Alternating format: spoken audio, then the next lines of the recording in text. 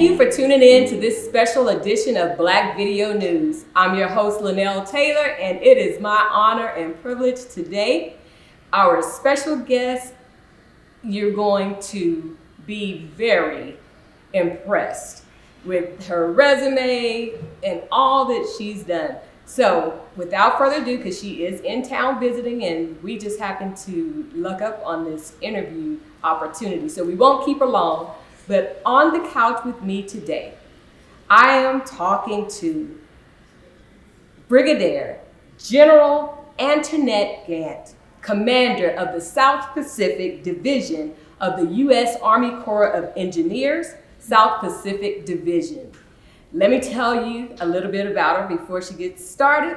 She is a native of Port Gibson, Mississippi, to be correct.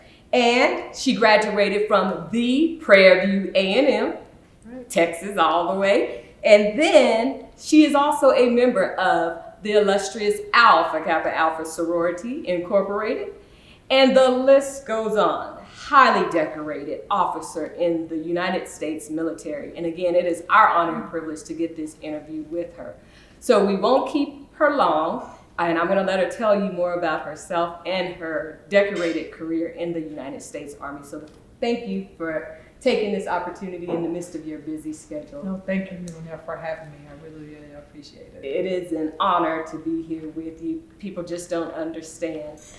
So the first question I'd like to ask you is, what was your motivation for joining the U.S. military? Wow, that's a loaded question there. I actually joined the military, or actually, I was looking for a scholarship to pay for college. So I had no idea or no intention to actually being in the military, especially for the length of time that I've been here.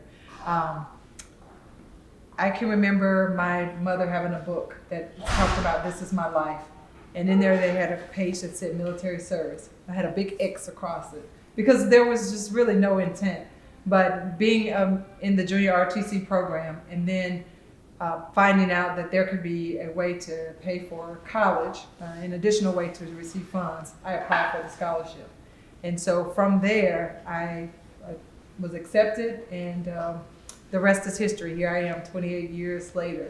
You hear that. So sometimes it's not about our plan, but God's plan. Absolutely. And that's what we're hearing today. So no family or anyone? No, I've had some uncles that have served, but no, not that on a reoccurring basis. Immediate family, parents never served. I had a cousin that actually served, but nothing that said, okay, yeah, this is something that I want to do. I thought I was going to be an actress or a chemist. Okay. And here I am, an engineer in an army. And she is an advocate of the STEM program, which is going to play a very important role in her current rank and position. So the next question I want to ask you, in your current position as the commander of the South Pacific Division of the U.S. Army Corps of Engineers, what is your role? Yeah, so what's unique about the U.S. Army Corps of Engineers is we've got two kind of sides here. So as a military officer, I'm a part of the engineer regiment. Okay. So that is, most people equate that to actually having soldiers that you work for or with. And with the U.S. Army Corps of Engineers, the majority of our workforce are civilians. And we're here as an organization to be able to make sure, as the public engineer service organization, to make sure that our waterways stay safe, that we have civil works projects, ecosystem restoration, flood risk management projects, military construction that happens on some of our military installations, as well as veteran affairs. We're doing a lot of construction for the VA. So all of those elements are what I, as the commander for the division, have responsibility for. It's not me necessarily doing the work, but I have 4 districts that fall within my division, 3 in California and 1 in New Mexico. And so they have the oversight of that construction that is happening. About $14 billion of work that we are now responsible for.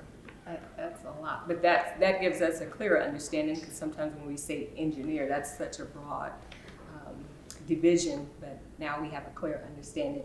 I do want to pause and let you all know that in October, General Antoinette was promoted to brigadier, and she is the first African-American female to hold that position in this division of the Army. So not only is she decorated, but she is the first. So breaking more glass ceilings, and I say that for the young ladies and the young women who are in the military currently contemplating on what they want to do and where they want to go. It is possible. So that leads me to my next question. What is your message to young women, especially young women of color, understanding where they can go within the military or just in life, period? What is your message to them? The biggest message I would say is that you have to believe in yourself. You have to understand and know that all things are truly able to be accomplished with the right attitude, with the right determination, with understanding and knowing your craft. All of those things play into it, but nothing is impossible. Someone told me one day that impossible really is I'm possible. So you have to look at it from that standpoint of saying that I have the ability, as long as I put forth the work, and take advantage of opportunities that are available to us or come to us, you can do anything and everything that you actually ultimately desire. It was never my intent to be a general officer in the Army, but I am very thankful for the opportunity and blessed that I have the opportunity to do such that, and hopefully to be an inspiration to just the next generation of leaders. Well, I like what she said, that impossible is I'm possible. And when you think about it, the I am at the beginning of impossible. So I like that. Being a former teacher, I'm going to use that quote. So remember that the impossible means I am possible.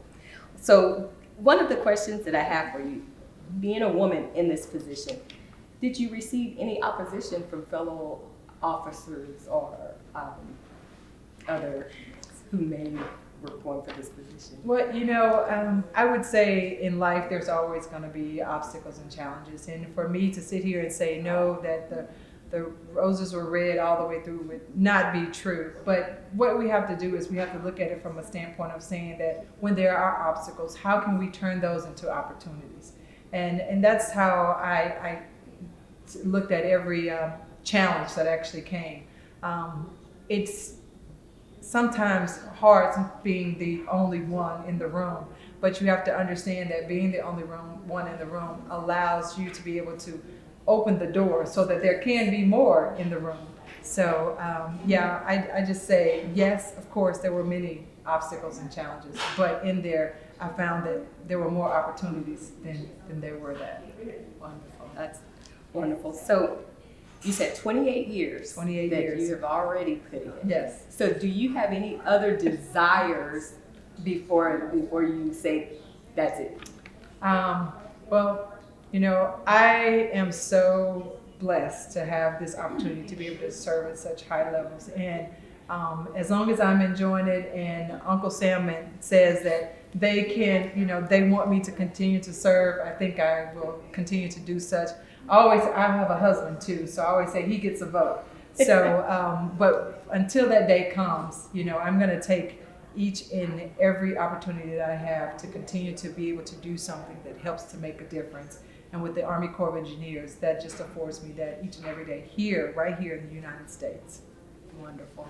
Well, we are just blessed again to have this opportunity to sit here on the couch with the first African American Brigadier General in this division, which is the Army, the Engineer Division. And so we're just so thankful that you took time out of your busy schedule to sit with us, to share with the world what you do. It is truly an honor, and she is also my sorority sister. Yes. I have to throw that, as you heard me say, AKA we're proud. But I'm so excited, and on behalf of all of us, we just thank you for your years of service, and thank you for your service to the United States. And ask that you just continue to represent us young Black girls and the young ladies and girls everywhere. So thank you, thank you, thank you. Thank you so much. And thank you for wanting to even do such. Yes, thank you. You have a good one. All right. This is your host, Linnell Taylor, signing off. And once again, we would like to thank our guest, Brigadier General Antoinette Gant. We ask that you tune in the next time to Black Video News. Signing off.